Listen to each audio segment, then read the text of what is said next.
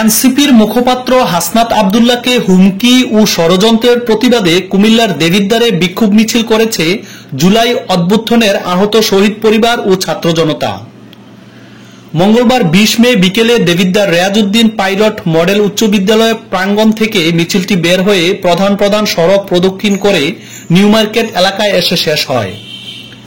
বিক্ষোভ মিছিল শেষে সংক্ষিপ্ত সমাবেশে বক্তব্য রাখেন জুলাই অভ্যুত্থানের আহত শহীদ পরিবারের সদস্য সহ জাতীয় যুব শক্তির কেন্দ্রীয় সংগঠক নাজমুল হাসান নাহিদ, শামীম কাউসার, নাসির উদ্দিন, ফয়সাল হোসেন, এমরান হোসেন, আব্দুল্লাহ সামি, ফয়সাল মির্জা, জালাল হোসেন, জামাল হোসেন, শাহাদাত হোসেন শ্যামল, বাংলাদেশ ছাত্র সংসদ নেতা রকিবুল ইসলাম হৃদয়, মুক্তাদির জারিফ, সিক্ত, সাজিদুল রাফসান ও হাসান সহ আরো অনেকেই।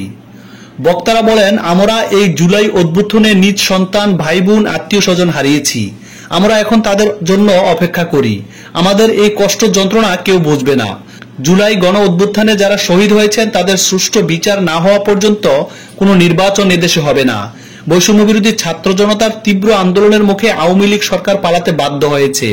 এদেশের সাধারণ ছাত্র জনতার বুকের তাজা রক্ত দিয়ে দেশকে ফ্যাসিস্ট মুক্ত করেছে, দেশের মানুষের বাক স্বাধীনতা ফিরিয়ে এনেছে, সকল প্রকার অপকর্ম, চাঁদাবাজ, দুর্নীতির বিরুদ্ধে রুখে দাঁড়িয়েছে।